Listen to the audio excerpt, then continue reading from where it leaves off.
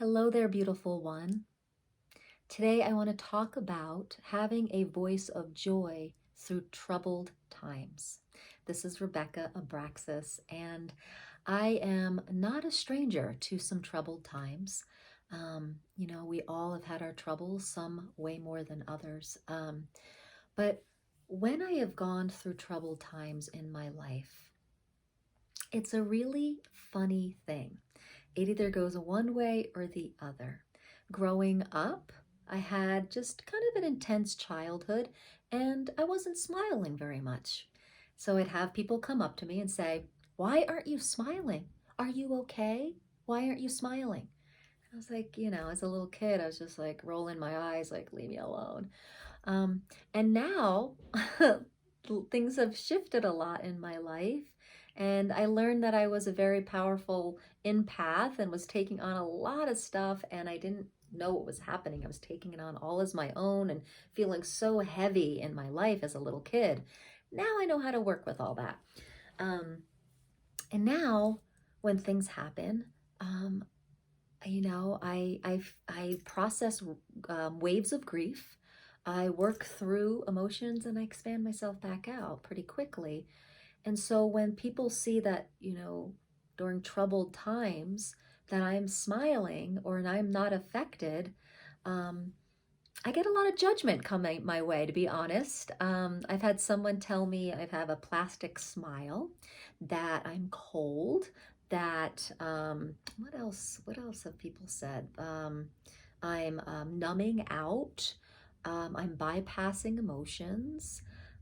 Yeah, so I've had a lot of judgment come my way, a lot of interesting points of view come my way because I feel my joyful nature, even during troubled times. And so about 4 years ago, 4.5 years ago now, my father passed. He was my best friend and he died of cancer. He had about 4 years that he went through cancer, and I got to be his caretaker. He lived here with me, and I got to go through his whole death and dying process with him, which was just a super gift for me. But people were worried about me, that I wasn't processing my grief and that I was too happy. And after his death, so I thought that was interesting. But the thing is, guys, our true nature is joy, is kind of like this content joyfulness. And you can have that even during death and dying. You can have it through, intense shifts of what's happening now with on the planet, with disease and racism and violence. And you can still be aware of that, but you don't have to let those intense frequencies into your reality. You can have compassion. You can take action, which feels like on purpose for you, but it doesn't mean you have to do it with grief or anger or disdain or frustration. Actually, a voice of content, joy, and presence away from those lower frequency feelings actually is more powerful, because that's a little bit about conscious activism that I was talking about in a few videos ago, is that feel your feelings, but let them calm and find your authentic space of being first before you go take action.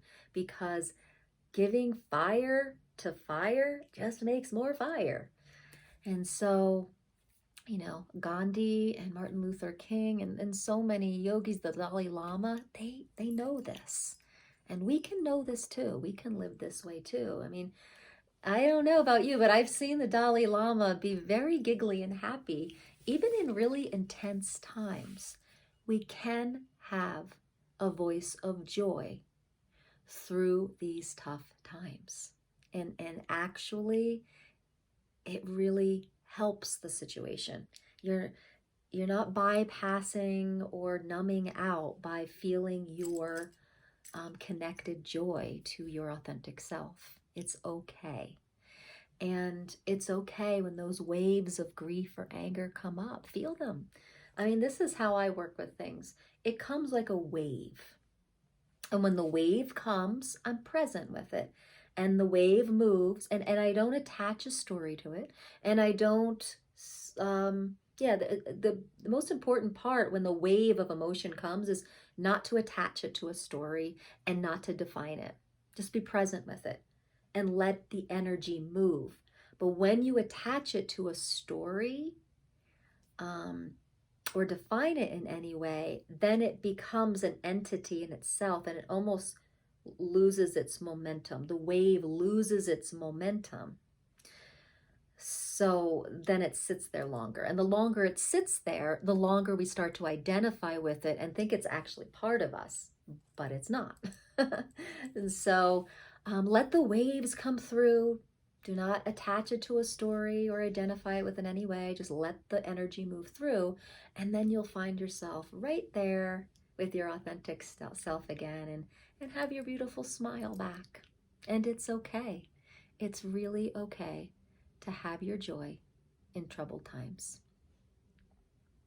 And that's all I really wanted to say, because in case anyone else has had the experience of, you know, allowing their joy even though times are intense, and just all these interesting points of view and judgments that may be coming at you, and maybe you felt like there's a wrongness of you, like you were in the wrong, or that you were you know, something was weird about you.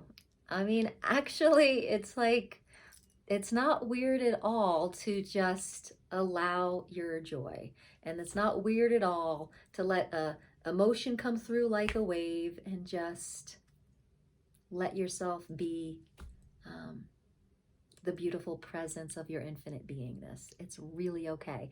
And, you know, you can go back and watch the conscious activism's video, and you can also Google the Dalai Lama. Watch him speak about really intense things and watch how he really doesn't make it all that significant.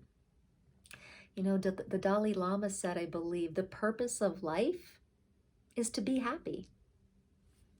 So, yeah, really honor that voice of joy that's connected with that authentic beingness that is you. That's that higher self of you, whatever you want to call it, the God spark, God source, higher self, super conscious, whatever you want to call it. That part of you can be alive in you and live you all the time. And just allow those waves to move through. All right. All right, beautiful being. Have a beautiful, beautiful night or day, wherever you are and watching this. And yeah, feel free to subscribe, turn that red button gray, and we'd love to have you in the tribe. Bye.